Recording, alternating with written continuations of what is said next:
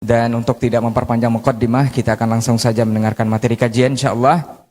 Dan untuk antum yang sudah menyiapkan segala sesuatunya, insyaallah nanti akan dicatat juga materi yang akan disampaikan oleh guru kita agar bisa dimurojaah di lain waktu. Baik, kita akan langsung saja mendengarkan kajian bersama guru kita, dan kita persilakan kepada guru kita untuk hari ini kepada Ustaz Maududi Abdul Aziz hafizahullahu taala, falyatafadhal mashkur Ustaz. Assalamualaikum warahmatullahi wabarakatuh.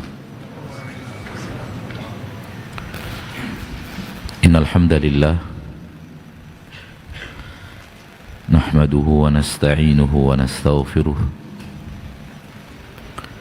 wa na'udzu billahi min shururi anfusina wa min sayyiati a'malina. May yahdihillahu fala mudilla lahu wa man yudlil fala hadiya lahu. Asyhadu an la ilaha illallah wahdahu la syarika lah wa asyhadu anna Muhammadan abduhu wa rasuluhu la nabiyya ba'dah. Amma ba'd. Saudaraku, saudariku, kaum muslimin dan muslimat, al-hadirin wal hadirat, al-musyahidin wal musyahidat, dimanapun anda berada, rahimani wa rahimakumullah. Mari kita bersyukur kepada Allah atas nikmat-nikmat yang Allah berikan kepada kita. Dan di antara nikmat terbesar, walau bukan dia yang terbesar, tapi di antara nikmat terbesar adalah nikmat keamanan. Dan di antara nikmat terbesar adalah nikmat makanan. Di antara. Oleh karena itu dua nikmat ini Allah sebut dalam surat Quraisy, alladzi at'amahum min ju' wa amanahum min khauf.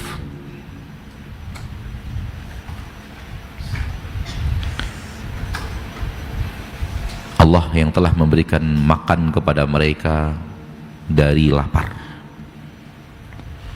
dan Allah yang telah memberikan keamanan kepada mereka dari ketakutan. Menunjukkan bahwa nikmat ini bukanlah sembarang nikmat. Ambil dari diri ana kaidah penting. Kaidah penting untuk kita yang membaca Al-Quran, yaitu Allah apabila menyebut sesuatu di dalam Al-Quran dalam bentuk pujian, maka dia bukan sembarang nikmat, tapi nikmat spesial.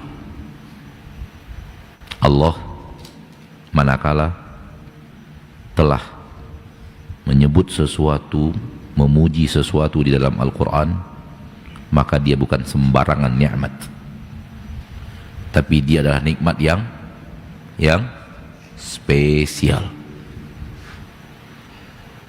Kalau kita pandai menjadikan kaidah ini terhadap tilawatul Quran kita dan tadabbur Al-Quran kita, maka akan terlalu banyak nikmat-nikmat Allah yang Allah sebut, yang berlalu dalam bacaan kita terhadap Al-Quranul Karim. Terlalu banyak Allah mengingatkan kepada kita, ini yang saya telah berikan kepada kalian, dan tidak ada satu nikmat pun kecuali itulah nikmat-nikmat spesial. Kalau tidak spesial, Allah tidak letakkan di dalam kitab spesial bernama Al-Quran. Karena dia spesial, maka pantasnya di tempat yang spesial. Dan Al-Quran adalah kitab yang spesial. Yang disebut di dalam Al-Quran itu sesuatu yang spesial. Nama-nama yang ada di dalam Al-Quran, nama-nama spesial. Maka dari itu, nikmat diberikan makanan sehingga tidak lapar. nikmat diberikan keamanan sehingga tidak takut, itu adalah nikmat spesial. Kaedahnya tadi adalah apabila Allah menyebut sebuah nikmat, memuji sebuah nikmat di dalam Al-Quran, itu tanda nikmat yang spesial. Hari kemarin 17 Agustus bagi kita Indonesia tercinta, hari spesial, di mana negeri kita mendapatkan kemerdekaan dari penjajah dengan dua proklamator Indonesia. Pertama Bapak Soekarno, dan yang kedua Bapak Hatta. Mudah-mudahan ruang ini sekarang adalah masjid, dan apabila kita sudah pindah ke atas, ini menjadi ruang serbaguna dan ruang pertemuan. Mudah-mudahan kita bisa menamakannya Soekarno-Hatta sebagai tanda terima kasih kita kepada dua proklamator Indonesia, Bapak Soekarno yang berasal dari Blitar dan Bapak Hatta yang berasal dari Bukit Tinggi.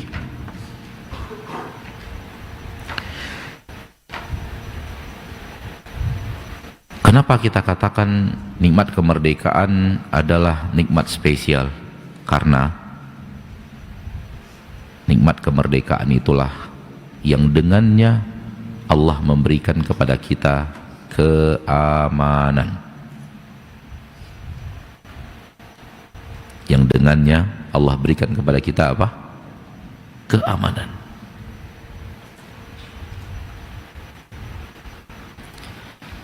Syekh yang datang kepada kita sekarang berasal dari negeri yang sedang berperang. Dari kisah-kisah yang kita dengar dari beliau, terasa nikmat negeri kita ini, di mana Allah berikan kepada kita keamanan. Maka inilah nikmat yang sangat besar. Keamanan, saudaraku dan saudariku, adalah salah satu anugerah Allah yang harus dijaga dan dirawat. Keamanan adalah nikmat Allah dan dirawat, bahkan dilestarikan dan disempurnakan. Bukan hanya dirawat, dilestarikan dan disempurnakan. Oleh karena itu agama Islam datang dengan hukuman-hukuman berat bagi yang merusak keamanan. Yang merusak keamanan nyawa diancam dengan kisos. Yang merusak keamanan nasab diancam dengan rajam. Yang merusak keamanan harta diancam dengan potong tangan. Begitu. Yang merusak keamanan agama diancam dengan hukum irtidat, hukum murtad, penggal kepala. Bahkan yang merusak negeri dan merusak penduduk-penduduk negeri diancam dengan dibunuh, tapi sebelum dibunuh potong tangan kanan dan kaki kiri. Sebelum dibunuh, baru setelah itu dibunuh.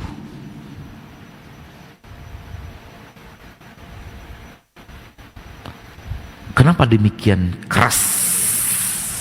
Karena alangkah buruknya yang mereka berikan kepada manusia. Apa yang mereka berikan kepada manusia?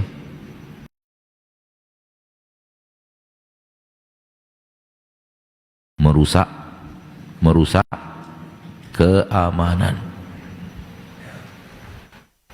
Merusak keamanan. Tak ada nikmat harta kalau tak aman. Tak ada nikmat rumah kalau tak aman. Tak ada nikmat punya istri dan punya anak kalau tak aman. Tak ada nikmat makanan kalau tak aman. Kenapa kita bisa belajar agama sekarang ini? Karena aman. Kenapa kita bisa berdagang? Karena aman. Kenapa kita bisa tenang di rumah kita tidur malam? Karena aman. Jawabannya semuanya karena aman. Oleh karena itu, yang merusak keamanan diancam dengan hukuman keras dan tegas agar mereka jera. Dan Allah Maha tahu isi hati manusia.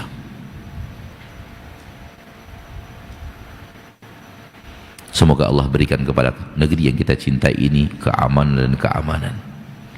Dan semoga Allah memperbanyak dan memperkokoh keamanan di negeri yang kita cintai ini. Karena amanlah kita bisa azan. Karena amanlah kita bisa sholat. Karena amanlah kita bisa pengajian. Karena amanlah kita bisa mencari nafkah. Karena amanlah kita bisa. Tanpa keamanan semua itu akan sirna. Maka alangkah besarnya jasa para pahlawan nasional. Alangkah besarnya jasa mereka. Semoga Allah memberikan ganjaran kebaikan yang luar biasa kepada pahlawan-pahlawan nasional kita, al-muslimin, yang telah berjuang untuk mewujudkan keamanan dari penindasan penjajah di negeri yang kita cintai ini. Semoga Allah balasi mereka pahala yang besar, dan semoga Allah masukkan mereka ke dalam surga. Amin ya rabbal alamin. Demikian juga kepada orang-orang yang berjuang sehingga saat ini, hingga detik ini, untuk keamanan di negeri yang kita cintai ini.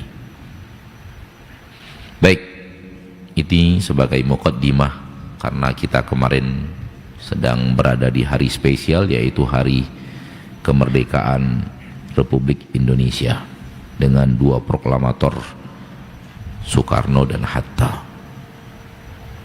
Kita lanjutkan bahwa pertemuan kita kali ini masih membahas keutamaan berilmu tentang keutamaan ilmu tentang asma dan sifat Allah tabaraka wa ta'ala. Sudah kita katakan kepada antum, kalau antum masih ingat, bahwa Syekh Abdul Razak di dalam kitabnya menjadikan satu judul ini 3 bab. Bab pertama telah kita pelajari di sini.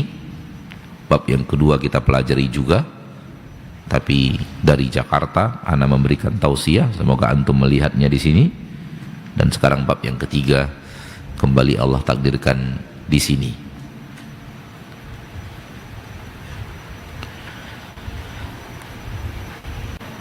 Jadi 3 bab, 3 pertemuan ini, ketiga-tiganya satu judul, yaitu keutamaan berilmu atau mengetahui asma dan sifat Allah subhanahu wa ta'ala.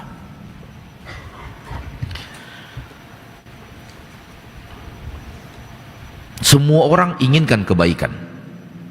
Tak ada seorang pun yang tak ingin kebaikan. Betul atau tidak? Dan semua orang tak suka keburukan. Dan tak ada sedikit pun keinginan untuk mendapatkan keburukan. Betul atau tidak? Maka untuk bisa mencapai kebaikan-kebaikan itu, dan untuk bisa terhindar dari keburukan-keburukan itu, kuncinya adalah berilmu tentang asma wa sifat.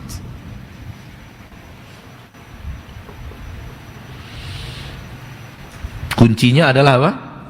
Berilmu tentang asma dan sifat. Berilmu tentang nama-nama Allah, berilmu tentang sifat-sifat Allah, berilmu yang bukan sekedar teori, tapi teori yang diaplikasikan, teori yang dipraktekkan. Contoh, kita berilmu bahwa Allah melihat, tak cukup sampai di situ. Yang dipraktekkan adalah tak mau dilihat Allah berbuat maksiat. Kita berilmu bahwa Allah mendengar, nama Allah Sami', Allah Maha mendengar. Tak cukup sampai di situ. Sampai apa? Coba praktekkan sampai kita tidak mau Allah mendengar kita mengucapkan maksiat. Kita tahu bahwa Allah Tabaraka wa Ta'ala membenci kekufuran. Sifat Allah benci kepada kekufuran. Tak cukup sampai di situ. Sampai kita menjauhi kekufuran. Allah benci kesyirikan. Sekedar ilmu. Tak cukup sampai di situ. Sampai kita menjauhi kesyirikan. Allah membenci kezaliman. Tak cukup sampai di situ. Sampai kita menjauhi apa? Kezaliman. Ini dia ilmu yang sahih tentang asma wa sifat. Bukan hanya sekedar tahu. Percuma kita tahu, ustadz kita itu tak suka kalau dia melihat kita tidur di kajian. Kalau kita masih tidur juga. Paham nggak? Percuma kita tahu ustadz kita itu, kita tahu ustadz kita ini nggak suka kalau melihat kita tidur di kajian. Ya kayak ana sama antum lah. Ana termasuk orang nggak suka ngelihat orang tidur di kajian. Oleh karena itu ana tegur. Oleh karena itu ana suruh yang kiri kanannya apa? Bangunkan dia, karena ana nggak suka. Berarti antum tahu bahwa ustadz ini tak suka kalau muridnya apa? Tidur di kajian. Tak ada gunanya ilmu itu kalau kemudian antum tidur. Berarti tak tahu. Ilmu yang sedang kita bahas adalah ilmu yang tak sekedar tahu, tapi tahu yang diamalkan. Itu dia ilmu yang sebenar-benar ilmu. Ilmu yang membekas sampai ke amal. Begitu juga dengan ilmu tentang Allah. Allah melihat, berarti kita tak ingin dilihat Allah berbuat maksiat. Allah mendengar, berarti kita apa? Tak mau didengar oleh Allah ngomong maksiat. Allah pemaaf, berarti kita minta maaf. Allah penerima taubat, berarti kita bertaubat. Allah Tabaraka wa Ta'ala Maha indah, berarti kita mencintai keindahan, berbuat keindahan. Oleh karena itu Allah Tabaraka wa Ta'ala menyuruh kita mau ke masjid itu berhias. Khudhu zinatakum inda kulli masjid. Hiasi diri kalian sebelum kalian ke masjid. Karena Allah cinta keindahan. Seperti itu ilmu yang dimaksud. Faham ilmu yang dimaksud apa? Faham. Ini adalah inti dan sumber seluruh kebaikan. Dan ini adalah penghalang dari seluruh keburukan. Baik. Faham kan? Faham kan? Faham enggak? Inti kebaikan berilmu tentang asma wa sifat. Ilmu yang bagaimana? Ilmu yang dipraktekkan. Bukan sekadar tahu. Sekadar tahu Allah melihat, Allah segala macam, orang munafik juga tahu. Orang munafik zaman Rasul tahu. Bahkan sebagian munafik zaman Rasul digelarnya ulama. Padahal munafik di neraka, di kerak paling bawah neraka Allah Tabaraka wa Ta'ala. Itu ilmu yang dimaksud. Ini ilmu ini adalah sumber seluruh kebaikan dan penghalang seluruh keburukan. Faham tuh? Sekarang pertanyaannya, adakah orang kafir dapatkan kebaikan?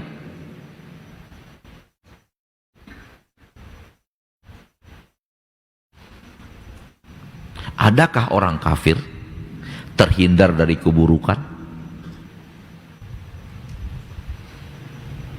Ayo umat Islam berpikir. Aktifkan akalmu yang sesuai syariat. Jangan akal doang.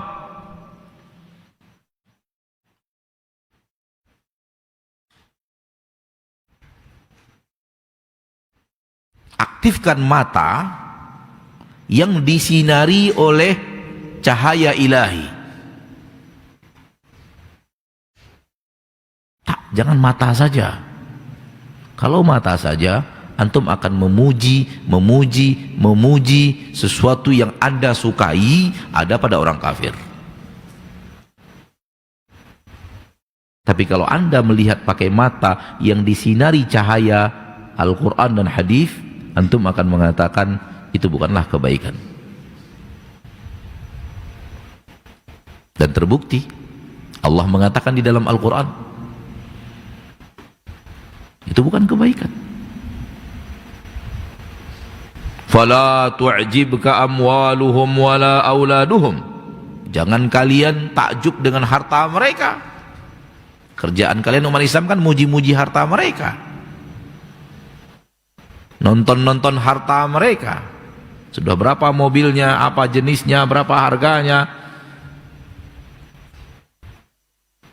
Jangan takjub dengan harta mereka. Innama yuridullahu liyu'adzibahum biha. Allah ingin mengazab mereka dengan harta itu. Berarti harta Allah lapangkan untuk orang kafir agar Allah mengazab orang kafir itu dengan hartanya. Untuk apa antum baca-baca orang kena azab? Untuk apa antum tahu orang kena azab? Untuk apa antum hitung-hitung orang kena azab? Untuk apa antum cemburu orang kena azab kok?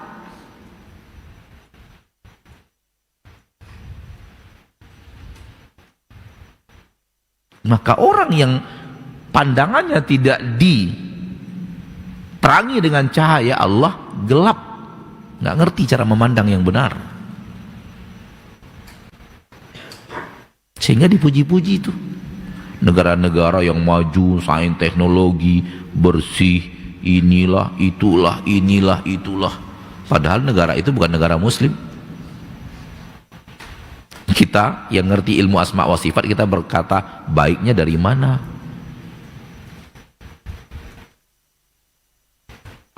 Baik dari mana? Allah mengatakan Allah berikan itu untuk Allah azab mereka pakai itu, antum mengatakan kebaikan, baiknya dari mana gitu. Baik. Maka ilmu asma wa sifat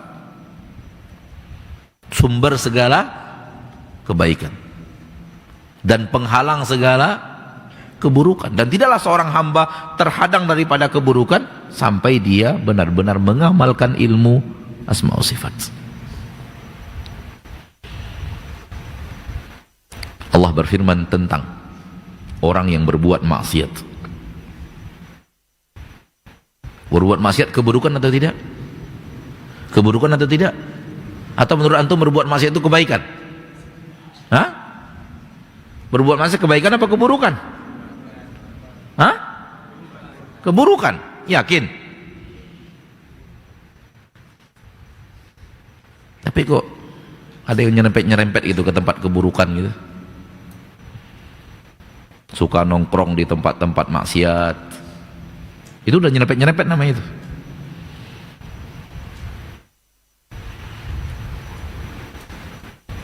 Maka kalau umat Islam suka nongkrongnya di mall, itu udah nyerempet-nyerempet ke arah keburukan. Mall tempat maksiat. Nggak ada khilaf dari antara para ahli ilmu, mall tempat maksiat. Semoga kita bisa buat mall yang tidak ada maksiatnya. Dan semoga ada umat-umat Islam yang punya duit bisa buat mall yang tidak ada maksiatnya. Kalau sekarang mall, orang mau maksiat pergi ke mall, orang mau lihat maksiat pergi ke mall. Baik.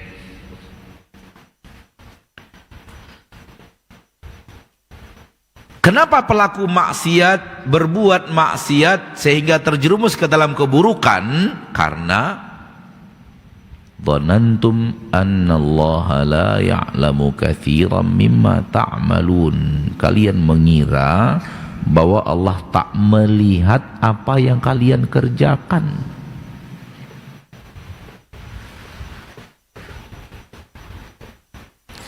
Itu yang Allah katakan di dalam Al-Quran.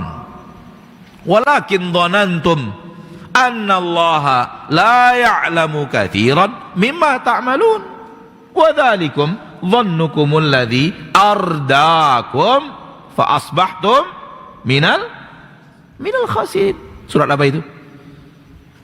Surat apa? Hah? Fussilat. Kalian mengira Allah tak lihat apa yang kalian kerjakan. Tuh lihat tuh. Ilmunya tentang asma wa sifat salah. Tak punya ilmu tentang asma wa sifat. Kalau dia berilmu tentang asma wa sifat, tak jadi dia berbuat maksiat karena dia yakin Allah melihat. Nampak? Nampak bahwa ilmu asma wa sifat menghalangi kita dari keburukan, dan keburukan itu bernama maksiat. Dzalikum dhannukumul ladzi dhanantum bi rabbikum. Itu zon kalian terhadap Rabb kalian. Ardakum, zon kalian terhadap Rabb kalian itu yang salah, itulah yang telah membuat kalian hina, yang telah membuat kalian terjungkal ke dalam maksiat, yang telah membuat kalian masuk ke dalam kubangan maksiat. Kalian mengira Allah tak melihat kalian. Salah dalam ilmu asma wa sifat. Ardakum, dia yang telah membuat kalian hancur, dia telah membuat kalian binasa. Fa asbahtum minal khasirin, maka kalian menjadi orang-orang yang merugi. Penyebab dia merugi apa?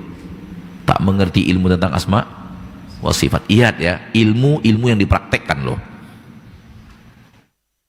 Tanya orang yang berbuat maksiat itu, Pak, apakah Muslim ya? Apakah Allah melihat apa yang sedang Bapak kerjakan sekarang? Jawabannya pasti, ya, Allah melihat. Tapi ilmu yang seperti ini nggak laku. Ilmu seperti ini nggak benar, karena ilmu yang tidak diamalkan. Maka ilmu yang benar, ilmu yang diamalkan. Nah, ini ilmu yang dimaksud, ilmu yang mengalir dalam bentuk amal. Maka ilmu kita tentang asma wa sifat harus diamalkan. Kalau diamalkan, baru dia menjadi ilmu yang sumber seluruh apa? Kebaikan. Ada orang yang rajin berinfak. Baik atau buruk? Baik atau buruk? Baik. Itu karena dia tahu Allah pasti ganti. Allah pasti ganti. Oleh karena itu, dia infak.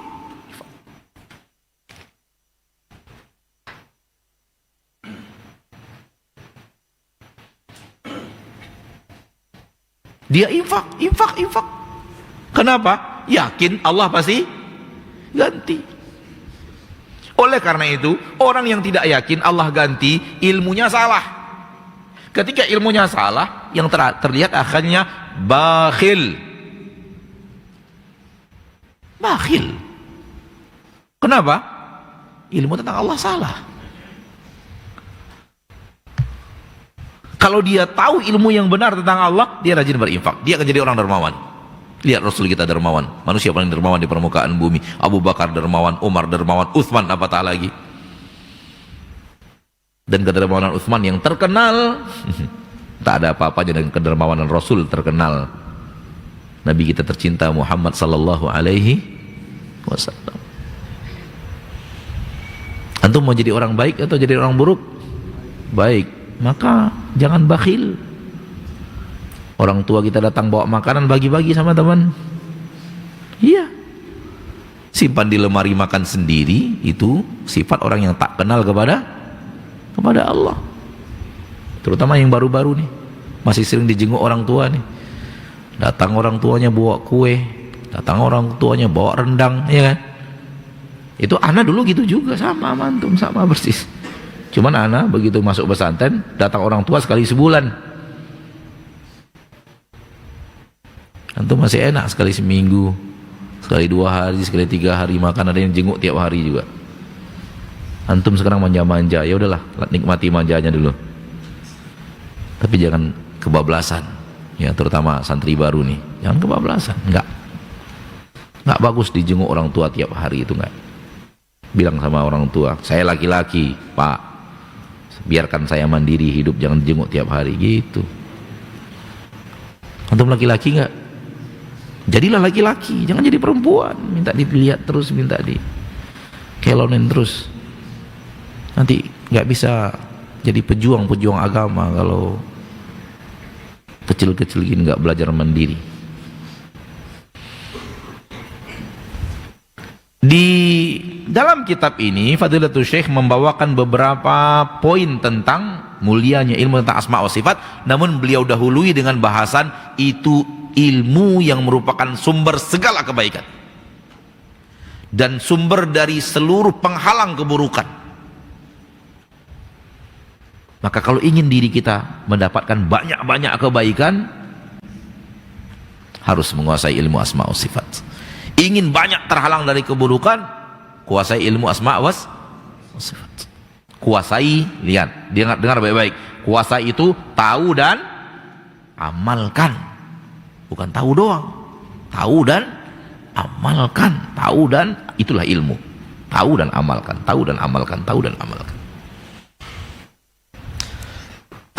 Maka beberapa poin di sini Fadilatul Syekh Abdul Razak membawakan poin-poin, walaupun sebenarnya poinnya banyak sekali, cuman ya beliau bawakan beberapa poin yang beliau anggap poin-poin penting tentang mulianya ilmu tentang asma was sifat. Yang pertama beliau bawakan adalah bahwa ilmu ini ilmu yang paling tinggi kedudukannya di dalam agama Islam. Asyraful al-ulum alal itlaq. Ilmu yang paling tinggi dalam agama Islam, ilmu asma wa sifat. Itu ilmu yang paling tinggi dari syariat Allah. Mengalahkan ilmu tajwid, mengalahkan ilmu tahsin, mengalahkan ilmu hafal Al-Quran. Orang yang hafal Al-Quran tidak pandai ilmu asma wa sifat, hanyut. Bahkan bisa jadi hafalan Qurannya adalah bencana untuk dirinya. Tambah tahu tanpa tidak mengerti, tambah udah belajar tambah tidak mengerti, rumus semua ada di kepalanya tapi tidak diamalkan, lebih parah.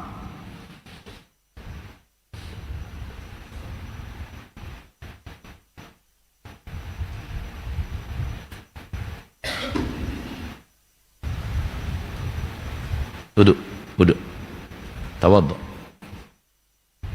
Itu tidur tadi? Hah? Antum tidur enggak? Tidur enggak? Ya, uduk. Pergi uduk. Kum tawadhu. Baru aja Ustaz bilang, Ustaz enggak suka santri tidur. Antum amalkan. Bersembunyi di balik tubuh kawan. Percuma menyembunyikan keburukan, men. Tercium.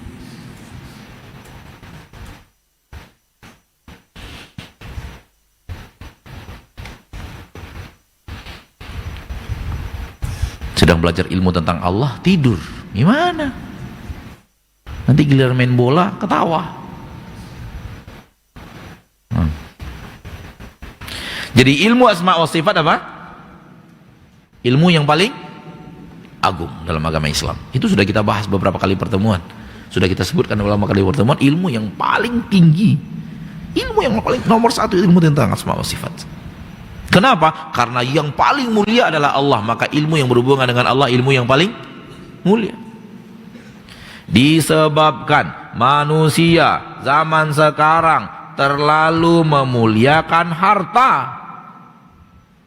di hati mereka, sehingga ilmu bagaimana cara dapat hartalah ilmu yang paling mulia di hati mereka. Salah memuliakan, salah mencari. Karena hati manusia sekarang sudah terlalu banyak memuliakan harta.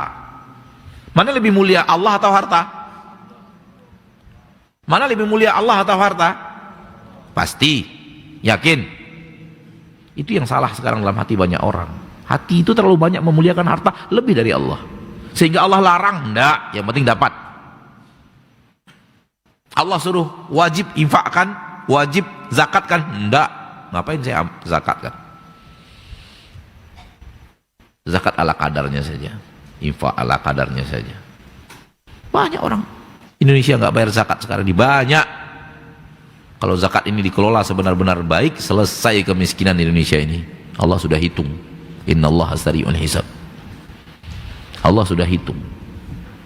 Innallaha sari'ul hisab. 2,5% dari harta yang Allah berikan kepada orang kaya, apabila benar-benar diambil dari orang kaya benar-benar bayar sebanyak itu dan dibagikan kepada kaum fakir miskin, habis kemiskinan di bumi ini. Habis. Tapi gara-gara nggak bayar. Atau ada yang bayar namun diselewengkan, tidak diberikan kepada fakir miskin. Dua-duanya kena. Banyak yang tak bayar, setelah dibayar pun ada juga penyelewengan. Allah sudah hitung 2,5% itu cukup untuk memberantas kemiskinan, dan itu sudah dilakukan oleh ulama-ulama dan amir-amir umat Islam. Khalifah-khalifah misalnya telah membuktikan bahwa harta itu ketika dikumpulkan dan dibagikan, fakir miskin habis, entek. Negeri umat Islam itu negeri yang kaya dari ujung sampai ujung. Nggak ada kemiskinan.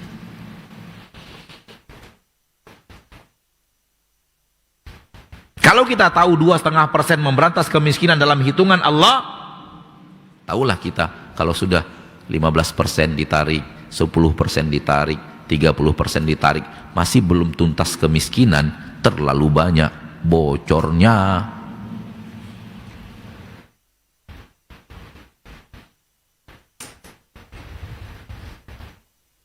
Nah, 2, ilmu tentang asma wa sifat akan membuat kita cinta kepada Allah,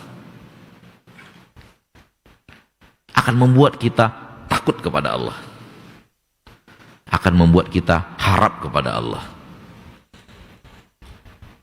Ilmu tentang asma wa sifat akan membuat kita apa? Cinta kepada Allah, membuat kita takut kepada Allah, membuat kita harap kepada Allah. Allahu Akbar. Kalau sudah dapat tiga-tiga ini, entah kapan kita dapatnya, tapi kalau sudah dapat yang tiga-tiga ini, Imam Ibnul Qayyim mengatakan begini, cinta kepada Allah bagaikan kepala burung, takut dan harap kepada Allah bagaikan 2 sayap. Cinta kepada Allah bagaikan kepala si burungnya. Takut dan harap kepada Allah, takut juga, harap juga, itu bagaikan apa? 2 sayap, kiri dan kanan, takut dan harap. Kepalanya apa? Cinta. Kalau cinta kepada Allah, kepala dipotong, burung bisa hidup nggak? Demikian juga seorang muslim yang hidup tak pakai cinta kepada Allah, sebenarnya dia tidak hidup, dia orang mati. Dia orang mati kalau di hati tidak ada cinta kepada Allah. Tapi cinta yang sebenar-benar cinta, bukan cinta di mulut, cinta yang benar-benar cinta, yang kalau Allah katakan begini dia begitu, Allah katakan begini dia begitu, Allah katakan tinggalkan dia tinggalkan, Allah katakan tinggalkan kampungmu, tinggalkan hartamu, berangkat ke Madinah. Para sahabat berangkat tak? Berangkat tidak? Berangkat para sahabat. Tinggalkan harta, diambil tuh sama orang Quraisy.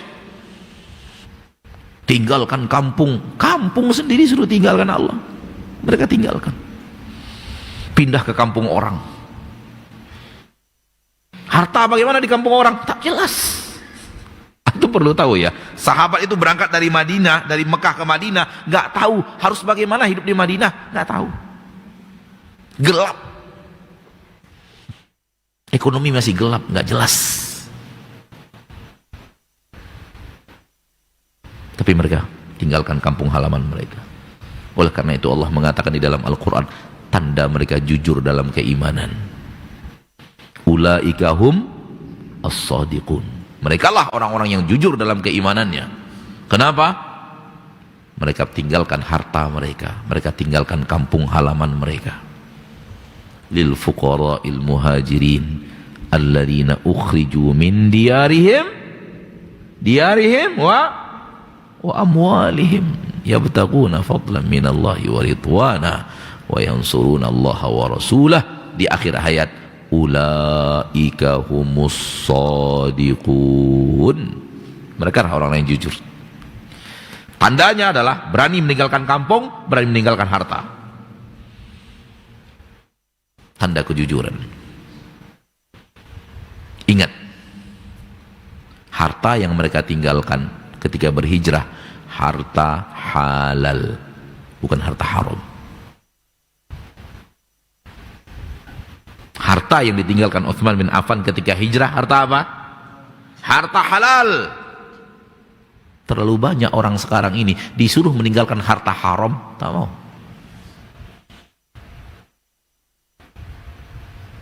Coba lihat, alangkah jauhnya perbedaan antara sahabat dengan kita.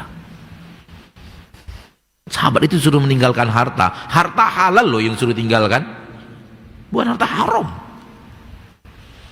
Sekarang disuruh orang meninggalkan harta haram, tak mau. Tak mungkin, Allah tak suka saya mencari nafkah, padahal haram. Allah suka kita cari nafkah, tapi bukan dengan cara yang haram. Bukan mencari nafkahnya, haramnya itu. Kalau kita mencari nafkah dalam harta yang halal, nggak ada masalah. Yang haram yang bermasalah. Maka tinggalkan. Allah suruh tinggalkan harta yang halal, mereka tinggalkan. Sekarang disuruh tinggalkan harta yang haram, tak mereka tinggalkan. Kenapa? Kepala udah putus. Bukan orang hidup lagi. Kalau kepalanya ada, apa yang ada di kepala apa tadi? Cinta. Kalau kepalanya ada, rasa harapnya ada, rasa takutnya tak ada, berarti burung punya satu sayap. Bisa terbang? Nggak bisa terbang. Maka orang yang hidup, yang beribadah kepada Allah pakai cinta dan harap.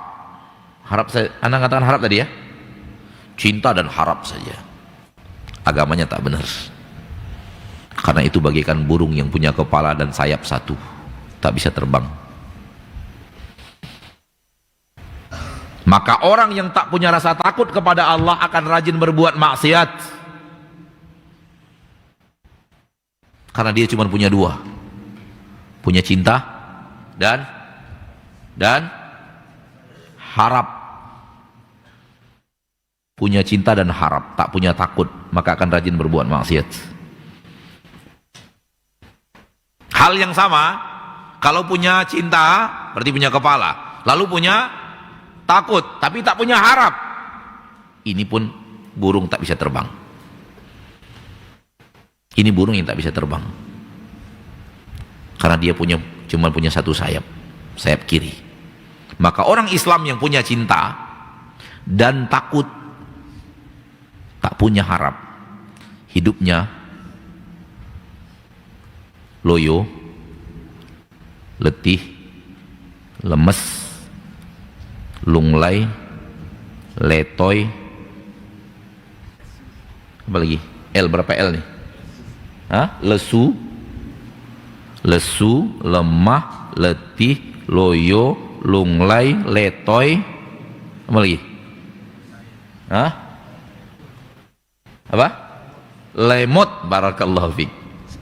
Mas Muhammad yakin, masya Allah, yakin, ngomongnya yakin dan benar gitu. Lemoy apa? Lemot. Lemot apa lemot tuh? Oh, apa ya? Kayak ya hilang sinyal gitu ya. Ya, lemot. 7L. Apa lagi? L-nya apa tadi? Letih, lesu, lemah, letoy, loyo, apa lagi tadi itu? Lunglai. Antum tulis gak? Coba tulis 7L. 7L. Letih, lemah, loyo, lesu, lunglai, letoy, loyo, lemot. Atau ada bahasa daerah yang artinya sama nggak? Pakai apa? Lebay. Lebay itu apa, Pak? Hah? Lepai. Nah, itu bahasa daerah tapi itu. Bahasa daerah Padang, lepai. Udah 8L kita dapat. Ini penyebab apa? Penyebab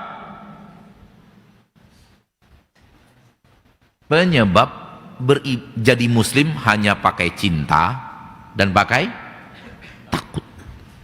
Akhirnya, Ustadz, apa? Kayaknya saya nggak bisa lagi diterima taubat saya. Ya, hidup pakai rasa harap. Ustadz, apa? Suami saya sudah meninggal, Ustadz. Terus anak saya 10, Ustadz. Cemana saya mau hidup dengan anak 9, anak 10, suami meninggal?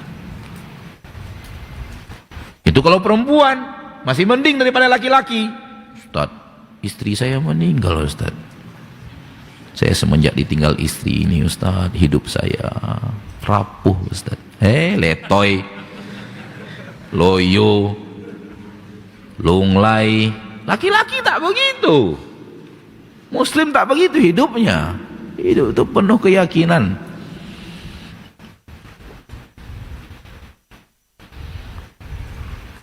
Itu dia ilmu asma was. Kenapa? Apa yang anda takutkan?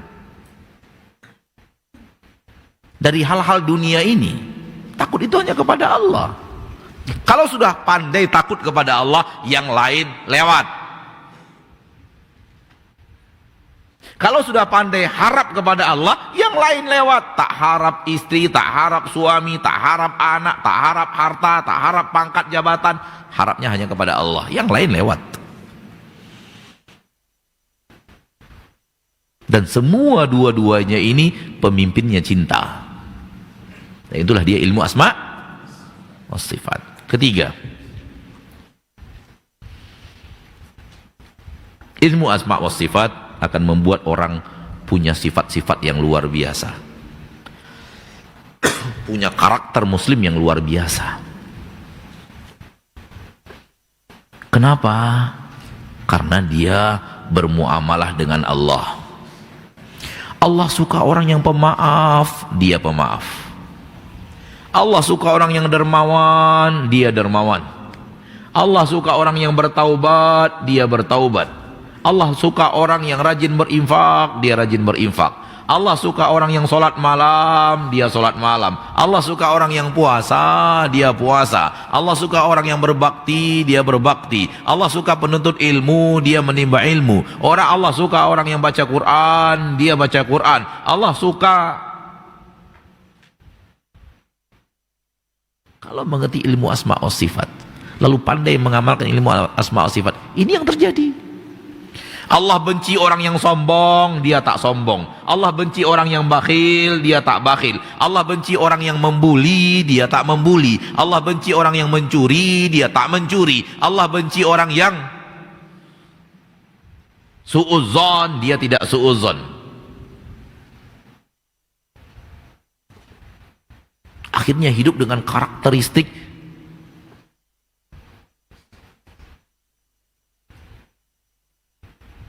karena Allah mencintai kebaikan-kebaikan dan dia berbuat kebaikan itu karena dia mengerti ilmu asma was sifat. Allah membenci keburukan-keburukan dan dia menjauhi keburukan-keburukan itu karena dia mengerti ilmu asma was sifat. Akhirnya hidup menjadi orang yang luar biasa. Jadi anak-anak yang berbakti, jadi pemimpin-pemimpin yang amanah, jadi orang yang kuat yang menggunakan kekuatannya untuk kebaikan. Jadi orang yang sakit, orang yang sabar. Kenapa? Dia tahu Allah suka orang yang sabar ketika sakit.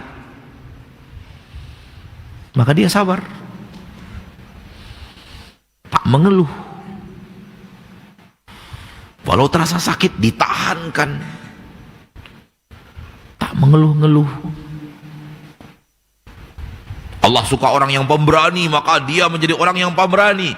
Dan semua itu adalah Rasul Anda tercinta Muhammad sallallahu alaihi wasallam. Fa'an'im bihi rasulah. Itulah Rasul kita tercinta. Pemberani, paling pemberani. Penyayang, paling penyayang. Kuat, paling kuat. Amanah, paling amanah. Adil, paling adil. Jujur, paling jujur. Dermawan, paling dermawan. Penyayang, paling penyayang. Pemaaf, paling pemaaf. Itulah Nabi kita tercinta Muhammad sallallahu alaihi wasallam, yang dimusuhi oleh banyak orang yang tidak tahu siapa beliau. Andai mereka tahu siapa beliau, wallahi pasti orang cinta kepada beliau, itu pasti. Kalau dibukakan sejarah itu, sejarah Nabi kita tercinta bagaimana beliau yang sebenarnya kepada dunia, maka tak ada orang yang berakal yang takkan cinta beliau. Tak ada. Tak ada. Sekarang ditutup-tutupi aja. Ditutupi oleh mereka cerita Muhammad yang sebenarnya jangan diangkat ke permukaan.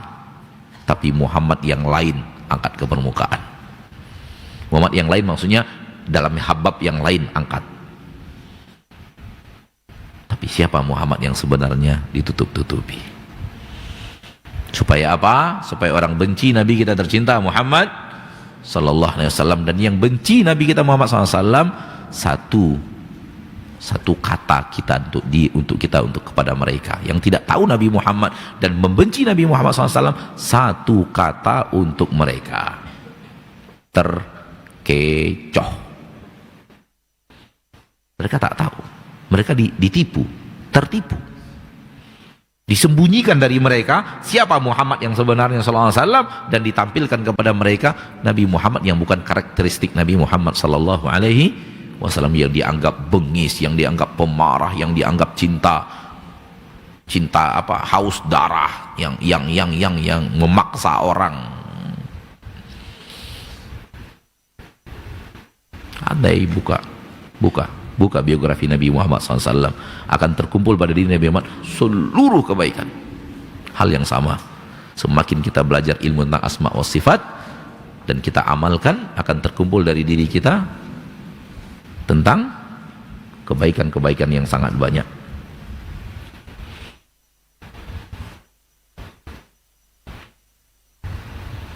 Duduk, bangun duduk.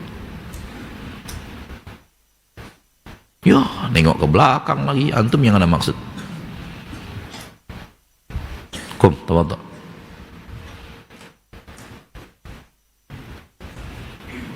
Udah kayak orang paham. Kayak orang paham kan? Iya Ustaz. Benar Ustaz. Sohe Ustaz.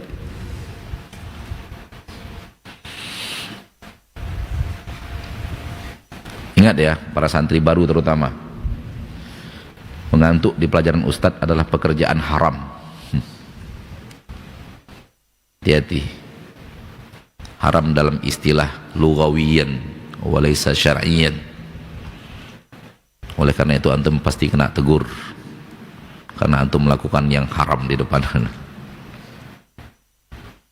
Nah, jangan ngantuk. Kalau ngantuk cepat ambil wudhu, berdiri ambil wudhu. Jangan biarkan ngantuk. Orang belajar ilmu tentang Allah, tentang kebaikan terbaik di permukaan bumi, antum mengantuk. Nampak semangat menuntut ilmunya lemah.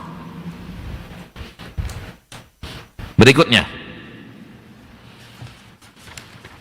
nomor berapa? 4. Tujuan Allah menciptakan kita agar kita mengenal Allah. Tujuan Allah menciptakan kita agar kita mengenal, agar kita kenal kepada Allah, dan itulah ilmu asma wa sifat.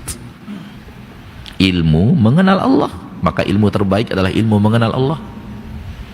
Tujuan Allah ciptakan kita agar kita kenal kepada Allah. Kalau kita sudah kenal kepada Allah, kita pandai beribadah kepada Allah. Beribadah kepada Allah yang benar dimulai dari kenal kepada Allah yang benar. Kalau tak kenalnya tak benar, ibadahnya tak benar.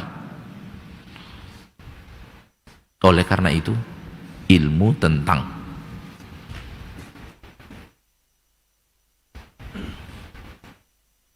10 menit lagi kita tanya jawab. InsyaAllah 10 menit lagi tanya jawab. Ilmu tentang Allah membuat kita kenal kepada Allah. Oleh karena itu dia menjadi ilmu yang spesial karena dia adalah ilmu yang membuat kita kenal kepada Allah. Nah, wa ma khalaqtul jinna wal insa illa liya'budun. Langsung setelahnya Allah bilang, ma uridu minhum min rizqin wa ma uridu ayut'imun innallaha huwar razzaqu dzul quwwatil matin. Langsung setelah itu, setelah ayat ma khalaqtul jinna wal insa illa liya'budun, langsung ayat mengenal Allah. Kenapa? Antum tak akan bisa beribadah dengan baik dan benar sebagaimana wa ma khalaqtul jinna wal insa illa liya'budun, sampai antum kenal siapa Rabb antum. Dengan Allah katakan ma uridu minhum min rizqin wa ma uridu an yut'imun innallaha huwa ar-razzaqu dzul quwwatil matin. Nah, yang kelima,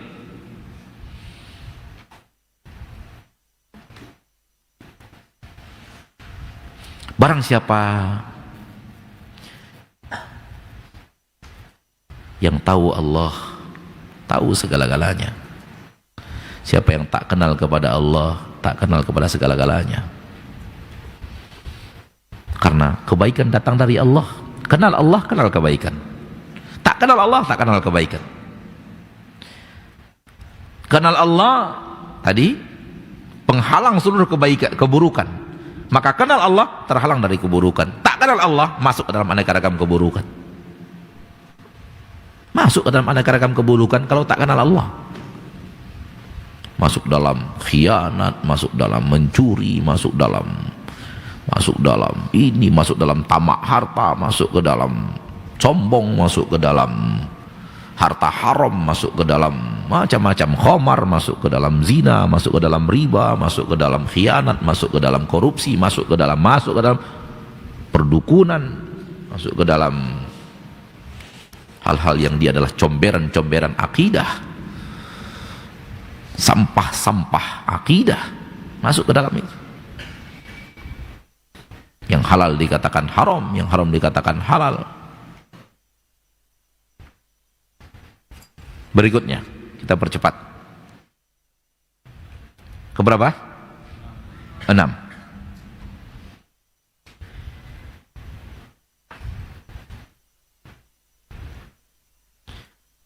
Sumber segala ilmu pengetahuan adalah kenal kepada Allah. Sumber segala ilmu pengetahuan.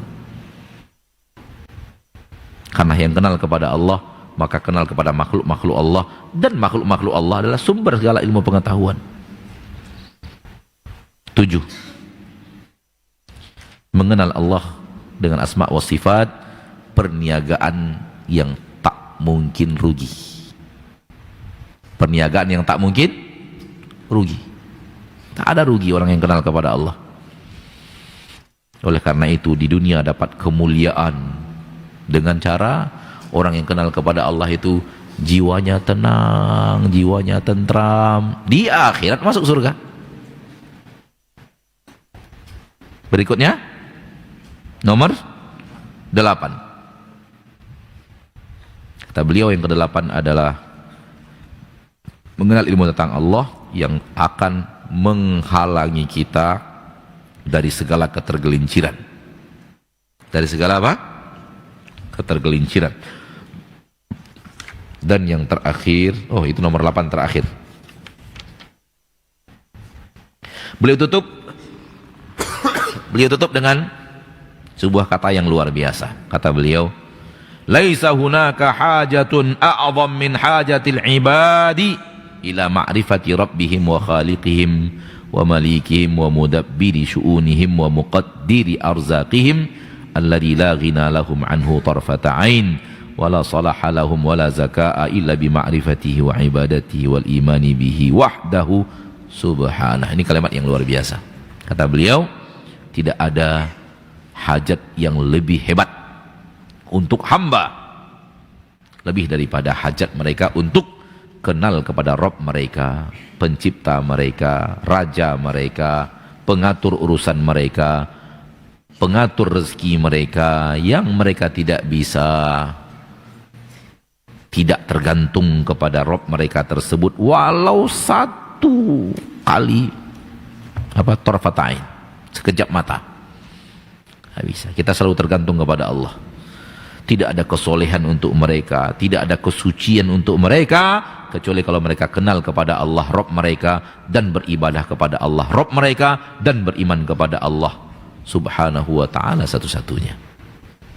Inilah dia ilmu yang luar biasa tentang ilmu asma was sifat. Kita bawakan secara cepat karena kita akan kehadiran Ustadz kita insyaallah ta'ala. Dan Anda dapat informasi bahwa Ustadz kita sudah take off. Semoga Allah berikan keselamatan sampai ke Pekanbaru. Semoga Allah berikan keselamatan sampai ke sini. Dan jazahullahu khairan. Padahal kemarin beliau menderita sakit, tapi beliau juga semacam memaksakan diri untuk datang ke tempat antum. Maka bergembiralah antum didatangi oleh para ustadz-ustadz yang luar biasa. Bergembiralah, maka jangan ada yang ngantuk nanti ngaji ya. Ngantuk antum awas. Awas kalau ngantuk. Yang di sampingnya tahu teman yang ngantuk, bangunkan. Jangan biarkan teman antum ngantuk. Kayak itu tadi ngantuk, mana yang ngantuk, sampingnya diam aja. Yang harusnya sampingnya ingatkan. Ya. Baik, ini dia materi kita pada kesempatan yang berbahagia ini. Kita lanjutkan dengan tanya jawab insyaallah ta'ala. Kita dengarkan pertanyaan dari saudara-saudara kita, saudari-saudari kita. Bagi antum yang di sini ingin bertanya, tulis dan disampaikan ke host kita. Dan beberapa menit ke depan kita gunakan untuk menjawab pertanyaan. Sallallahu sallam wa baraka wa an'ama ala abdihi wa rasulihi Muhammad.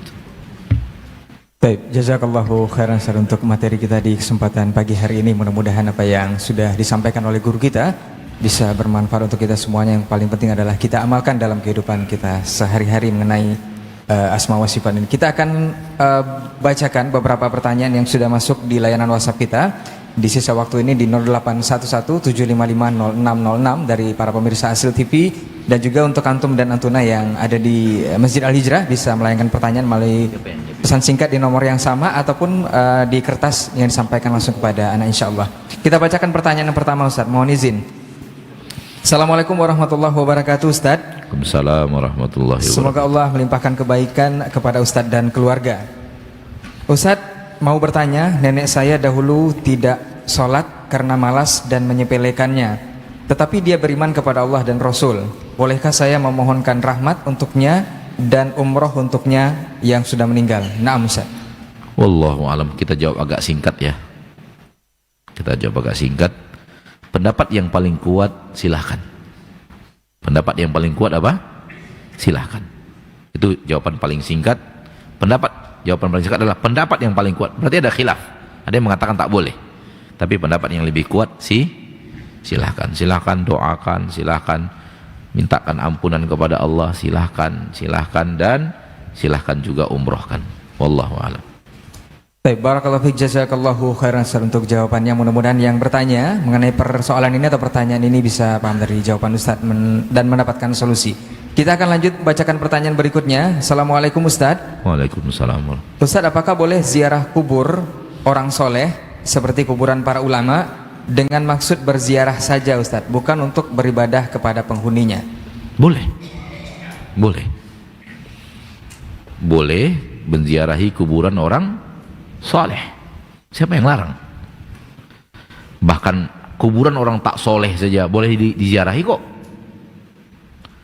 Kuburan orang tak soleh boleh diziarahi, apalagi orang soleh. Cuman hati-hati.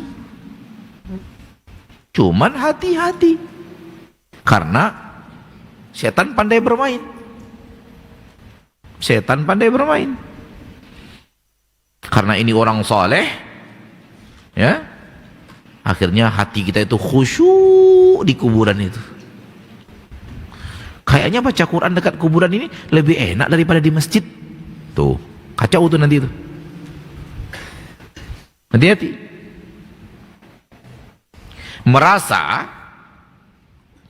Merasa baca Quran di dekat kuburan orang soleh lebih afdol daripada di masjid, bid'ah. Zikir di samping kuburan orang soleh lebih afdol daripada zikir di masjid, bid'ah. Dan itu yang sekarang terjadi pada sebahagian orang. Pada sebahagian orang ya, nggak semuanya. Kalau dia datang ke kuburan orang soleh, zikir di sana. Datang ke kuburan orang soleh, baca Quran di sana. Karena dia yakin zikir dan baca Quran di situ lebih afdol. Padahal salah. Lebih afdol di rumah Allah, di masjid. Ya. Kalau sampai kepada titik beribadah di sana,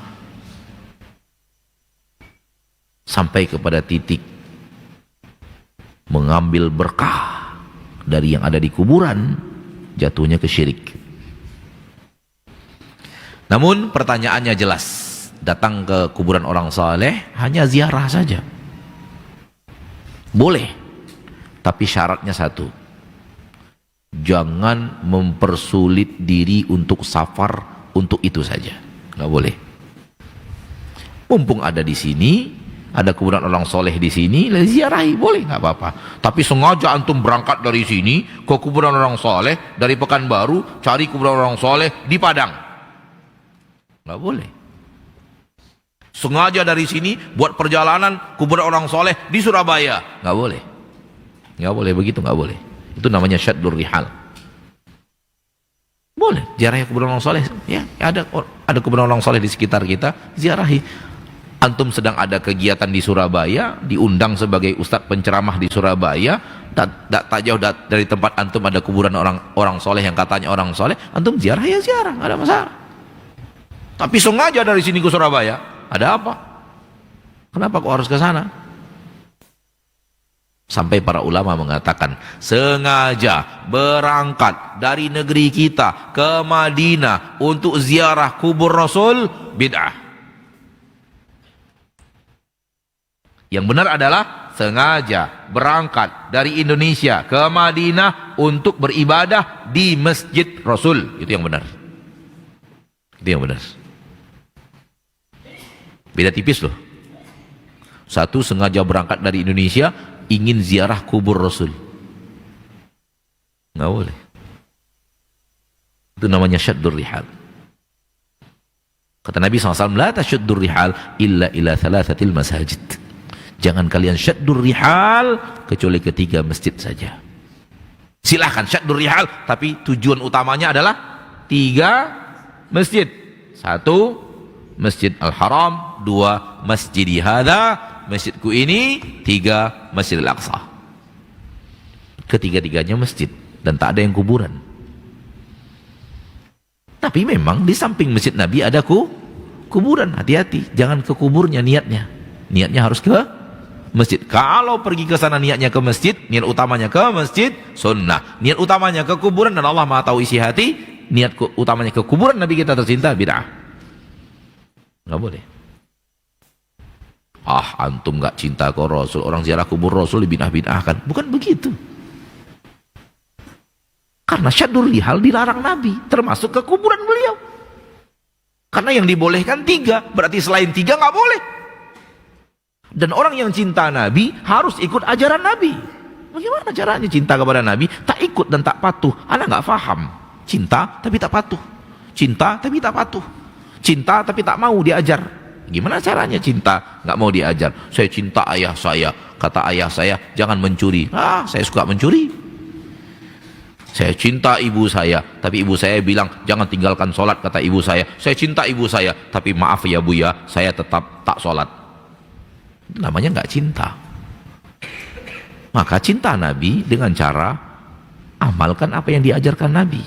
Nabi menyuruh jangan, Nabi melarang jangan syaddur rihal kemanapun kecuali ketiga masjid saja. Wallahu a'lam. Nah. Baik, jazakallahu khairan Ustaz untuk jawabannya. Mudah-mudahan saudara yang bertanya bisa paham dari jawaban Ustaz.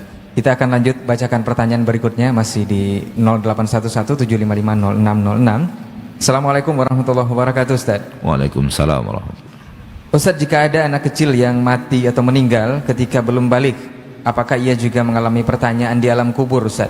Jika iya, bukankah ia belum memiliki dosa dan juga pahala? Nah Ustaz. Allahu a'lam. Allahu a'lam. Allahu a'lam. Nah. Baik, barakallahu fiik. Kita lanjutkan ke pertanyaan berikutnya. Assalamualaikum Ustadz, semoga Ustadz dan tim selalu dalam lindungan Allah Subhanahu wa taala. Amin wa ya. Kami izin bertanya Ustadz. Ustadz, apakah ilmu nujum atau zodiak dan juga ramalan itu termasuk kepada sihir? Jazakallahu khairan Ustadz untuk jawabannya. Itu namanya ilmu ramalan, ilmu meramal. Dan ilmu meramal haram. Ilmu meramal apa? Haram, nggak boleh. Oleh karena itu dia masuk dalam ilmu meramal, ilmu haram. Ya, namanya ilmu ramal, ramal meramal. Nah, baik, jazakallah khairan untuk jawabannya. Kita mohon waktunya ada info. Mobil Xenia BM 1252 NV, lampu mobilnya masih hidup dan menyala. Kita ulangi sekali lagi, BM 1252 NV, mobil Xenia, lampunya masih nyala. Jazakallah khairan supaya bisa diperhatikan. Kita lanjut ke pertanyaan berikutnya. Masih di 0811-755-0606. Assalamualaikum warahmatullahi wabarakatuh Ustadz. Assalamualaikum warahmatullahi wabarakatuh. Ustadz, ana seorang pemuda yang menikahi wanita muslimah yang bukan dari keluarga muslim. Dia telah masuk Islam dan belajar sholat juga beberapa surat melalui internet. Setelah menikah, saya bertanya kepadanya di hadapan siapa dia masuk Islam. Kemudian dia menjawab, aku berislam sendiri. Dan aku berkata, kamu harus bersyahadat lagi. Kemudian dia mengucapkannya di hadapan saya, Ustadz. Apakah ini benar? Sedangkan kami dahulu menikah di masjid di hadapan seorang syekh dan sejumlah saksi dan juga sudah diperkenalkan bahwa dia seorang muslimah. Na'am Ustaz. Sah. Sah. Tidak perlu masuk Islam itu harus orang semua pada tahu, nggak mesti. Karena agama ini adalah agama hubungan antara engkau dan penciptamu. Agama ini adalah hubungan antara engkau dan penciptamu. Kalau ada saksi, alhamdulillah. Tidak ada saksi, sah. Karena Allah menyaksikan engkau masuk Islam. Oleh karena itu, imannya Raja Najasyi di Ethiopia itu diakui oleh Allah, padahal tak ada yang tahu bahwa dia telah beriman. Tak ada yang bersaksi bahwa Raja Najasyi telah masuk Islam. Tak ada yang menyaksikan kecuali Allah. Dan rakyatnya mengira dia masih Nasrani. Tak tahu, orang tak tahu lah dia masuk Islam. Berarti Allah saja satu-satu saksinya. Ketika dia wafat, kaumnya menyelenggarakan jenazahnya di atas agama Nasrani. Karena hanya kaumnya, tak ada satupun yang tahu dia sudah Muslim. Lalu datang kepada Nabi berita. Kemudian Nabi mengatakan dalam hadis yang sahih, telah meninggal hari ini seorang lelaki saleh. Seorang lelaki yang saleh bernama Ashamah. Ashamah itu nama dari Raja Najasyi. Najasyi itu gelar. Najasyi itu sama dengan kaisar, sama dengan presiden, sama dengan Fir'aun. Itu gelar kerajaan. Gelar raja namanya Najasyi. Ya, ada Kisra, ada Kaisar, ada presiden, ada raja, ada ini. Gelar raja. Namanya Ashamah. Nama Raja Najasyi Ashamah. Kata Nabi SAW, telah wafat hari ini seorang lelaki saleh bernama Ashamah. Padahal dia tak seorang pun yang menyaksikan, bersaksi seorang muslim di depan dia, menyaksikan dia masuk Islam. Maka sah. Karena agama ini adalah hubungan antara engkau dengan Rabbmu. Nah, baik, jazakallahu khairan Ustaz untuk jawabannya. Mudah-mudahan yang bertanya juga bisa paham dari jawaban Ustaz. Kita ke pertanyaan berikutnya. Assalamualaikum Ustaz. Waalaikumsalam. Ustaz, ana mau bertanya. Ana pernah mendengar dari Ummu Aufa Ustaz di Pekanbaru. Dari Ummu Aufa.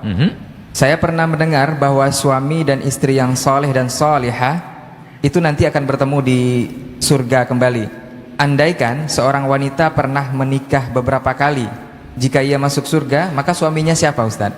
Nah, Suaminya adalah, kalau masuk surga ya, kalau masuk surga dia akan bersama suami terakhir. Dia akan bersama suami yang terakhir. Oleh karena itu, istri-istri Nabi kita tercinta tak boleh dinikahi. Oleh karena itu, istri-istri Nabi kita tercinta setelah Rasul wafat tidak boleh dinikahi. Karena itu untuk Nabi kita tercinta di akhirat. Untuk Nabi kita tercinta di akhirat. Istri Nabi kita, istri Nabi dunia dan akhirat. Selain Nabi tidak. Maka akan bersama suami terakhir. Wanita akan bersama suami yang terakhir di dunia kalau dua-duanya masuk surga. Allahu a'lam. Nah. baik, jazakallahu khairan Ustaz untuk pertanyaan yang mudah-mudahan Mu'afadi Pekanbaru bisa paham dari jawaban Ustaz. Kita lanjutkan pertanyaan berikutnya. Assalamualaikum warahmatullahi wabarakatuh Ustaz. Waalaikumsalam. Ana hamba Allah di Kubang. Ustaz, apa yang dimaksud dengan Al-Quran kalamullah? Apa benar ada Al-Quran dalam kalam lafzi atau mushaf dalam bentuk fisik Al-Quran, dan juga kalam nafsi seperti kita berkata dalam hati tanpa suara dan juga tanpa teks? Mohon penjelasannya Ustaz, jazakumullahu khairan. Itu ada, yang kalam nafsi dan semacamnya itu ada di dalam ilmu ahlul bidah. Ada di dalam ilmu ahli bid'ah bahwa Al-Quran itu kalam nafsi, bukan kalam Allah yatakallamu bihi wa yantiqu bihi wa yasma'uhu Jibrilu thumma yuballighuhu ila nabiyina Muhammadin sallallahu alaihi wasallam. Aqidah ahlu sunnah bahwa Al-Quran adalah kalamullah. Allah pernah mengucapkan Qul huwallahu ahad Allahus samad lam yalid wa lam yulad wa lam yakun lahu kufuwan ahad. Allah pernah mengucapkan itu, didengar oleh malaikat Jibril alaihi salam, lalu kemudian malaikat Jibril menyampaikannya kepada Nabi Muhammad SAW, didengar oleh Nabi Muhammad dari malaikat Jibril, Nabi Muhammad menyampaikannya kepada para sahabat mendengarnya dari Nabi Muhammad SAW, kemudian para sahabat menyampaikannya kepada murid-muridnya, murid-muridnya kepada murid-muridnya, murid-muridnya kepada murid-muridnya, murid-muridnya sampai murid-muridnya, sampailah kepada guru-guru saya, kepada saya kepada murid-murid saya, dan murid-murid saya nanti kepada murid-muridnya, dan murid-muridnya, murid-muridnya, murid-muridnya sampai dunia kiamat. Itulah makna Al-Quran kalamullah, minhu bada'a, dari Allah Al-Quran itu bermula, wa ilaihi ya'udu, dan kepada Allah seluruh kalamullah akan kembali. Oleh karena itu, ketika dunia akan dihancurkan dan kalamullah adalah bahagian daripada sifat Allah, tak boleh hancur. Kalamullah nggak boleh hancur. Kenapa? Sifatullah. Sifatullah tak akan pernah hancur sebagaimana hancurnya zat, sebagaimana hancurnya bumi beserta isinya, karena kalamullah adalah bahagian daripada Allah. La yanfakku an nafsihi sifatun khalqiyatun aslan wa fi'liyatun ahada. Ini ilmu akidah asma wa sifat, nanti jauh lagi antum belajarnya secara aslu al-kalam sifat dzati dan ahadul kalam sifat fi'li dimiliki Allah tabaraka wa ta'ala. Oleh karena itu dia adalah bahagian daripada Allah, la yanfakku anillah, maka tak boleh hancur. Oleh karena itu seluruh yang hafal Al-Quran di akhir zaman dimusnahkan hafalannya. Seluruh Al-Quran yang tertulis di mushaf dikosongkan dari tulisan itu, baru setelah itu dia dihancurkan. Maka sekali lagi bahwa Al-Quran kalamullah maksudnya adalah seperti yang tadi. Allah pernah mengucapkan Tabarakalladzi biyadihil mulku wa huwa ala kulli syai'in qadir. Didengar oleh malaikat Jibril, disampaikan kepada Nabi Muhammad SAW, disampaikan kepada sahabat, tabi'in, atba' tabi'in, terus sampai kepada guru saya kepada saya kepada murid saya, terusnya.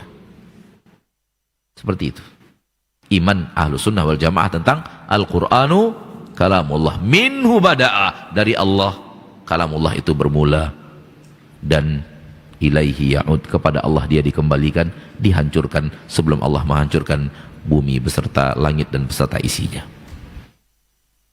Maka kalam nafsi ada, tapi dalam ilmu ahli bid'ah. Ilmu ahli bid'ah itu disebut kalam nafsi. Taib, tahu kalau kalam nafsi, antum yang tak faham, biarkan tak faham. Karena ana lagi bukan ngomong sama antum, ngomong sama orang yang bertanya dan pemirsa Asil TV atau bapak-bapak yang sudah punya ilmu tentang asma wa sifat yang bingung kenapa tidak kalam nafsi. Kalam nafsi itu apa artinya? Tahu antum apa artinya kalam nafsi? Ngomong di dalam hati. Nah, ana ngomong tadi, dengar nggak? Dengar nggak? Itu namanya kalam nafsi. Ana ngomong tadi dalam hati ana, masya Allah antum ini rajin-rajin semua. Itu omongan ana tadi dalam kalam nafsi ana. Lalu ana ucapkan dengan kalam yang antum bisa dengar. Ana juga kalam nafsi barusan. Antum pada takjub, antum pada keheranan, pada bengong. Nah, itu kalam nafsi. Itu yang mereka sebut kalam nafsi. Al-Quran kalam nafsi. Itu pendapat ahlu bidah. Pendapat ahli bidah. Kalau Al-Quran kalam nafsi dari Allah, malaikat Jibril tahunya dari mana?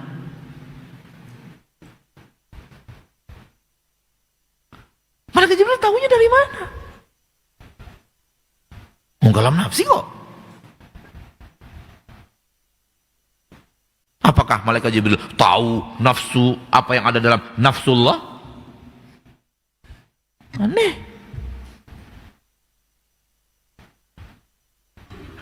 Nabi Isa mengatakan, ta'lamu ma fi nafsi wa la a'lamu ma fi nafsik. Maka lafaz nafs, lafaz Qur'ani, lafaz sunni. Karena di dalam Al-Quran kalimat nafs untuk Allah itu ada.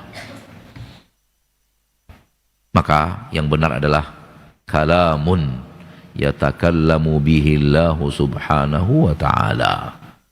Al-Quran adalah kalam yang Allah berkalam dengannya, berbicara dengannya.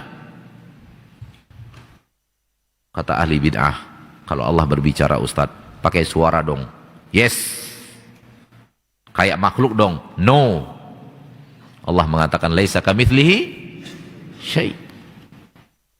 Kalau Allah berbicara Ustadz, pakai huruf dong. Yes. Kayak makhluk dong ngomongnya. No. Karena Allah mengatakan laisa kamitslihi syai'. Kami nggak paham Ustadz. Ayo kemari, saya ajarkan sampai paham insyaallah. Nah. Baik, jazakallahu khairan Ustaz untuk jawabannya. Mudah-mudahan saudaraku yang bertanya di Kubang bisa paham dari jawaban Ustaz. Kita bacakan satu pertanyaan terakhir Ustaz. Nah. Assalamualaikum warahmatullahi wabarakatuh Ustaz. Assalamualaikum. Dari Yauma Ramadhani Ustaz. Nah. Apakah ada kewajiban Ustaz anak perempuan untuk merawat ayahnya yang sudah tua yang tinggal sendiri? Jazakallahu khairan Ustaz. Apakah anak perempuan ini punya saudara laki-laki yang lain atau tidak? Kalau punya saudara laki-laki yang lain, maka itu kewajiban saudara laki-laki. Karena kewajiban wanita pertama sekali kepada suaminya. Namun saudara laki-laki tidak ada, siapa lagi? Apakah ada cucu laki-laki? Tak ada juga, siapa lagi? Tapi pada dasarnya itu kembali kepada anak laki-laki. Tapi kalau tidak ada yang lain, maka tugas anak wanita. Karena dia yang paling dekat dengan orang tuanya. Ini ada satu pertanyaan terakhir ditulis pakai kertas. Ustadz, apakah hukumnya bagi orang yang belajar asma wa sifat tapi tidak diamalkan, apakah dilaknat oleh Allah atau tidak? Soal dilaknat atau tidak itu urusan Allah. Karena Allah akan melaknat atau tidak melaknat bergantung dengan besar dan kecilnya kesalahan yang terjadi karena tak berilmu tentang asma wa sifat. Ada orang tak berilmu dengan asma wa sifat lalu kafir. Yang kafir kena laknat jelas. Ada orang tidak berilmu dengan asma wa sifat tapi tidak kafir, ilmunya kurang sehingga dia berbuat riba, berbuat zina, berbuat khamar, berbuat membunuh, berbuat macam-macam. Ini masih bisa diampuni Allah di akhirat. Ada orang yang tak kenal kepada Allah sehingga akhirnya suudzon. Dia tidak mencuri tapi suudzon. Suudzon dan suudzon ada. Tak kenal kepada Allah. Tak pandai husnuzon dalam kehidupan. Itu juga tak kenal kepada Allah, bagian daripada tak kenal kepada Allah. Jadi macam-macam kesalahan orang tak kenal kepada Allah itu macam-macam. Ya, termasuk orang yang kurang kenal kepada Allah sambil belajar ngantuk itu. Itu termasuk. Orang belajar tentang Allah kok ngantuk. Gimana caranya belajar tentang Allah kok ngantuk? Nanti kalau belajar ilmu tentang duit nanti bangun nanti itu. Wah, duit dibagi-bagikan pada bangun. Lebih mulia pula duit daripada Allah di hatinya, kan aneh.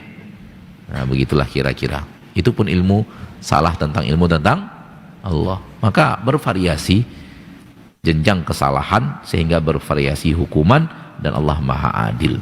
Sampai di sini pertemuan kita pada kesempatan yang berbahagia ini. Semoga Allah Tabaraka wa Ta'ala Rabbul Izzati wal Jalalah menjadikan kita hamba yang senantiasa berusaha untuk melaksanakan ketaatan kepada Allah dengan rumus berilmu tentang Allah.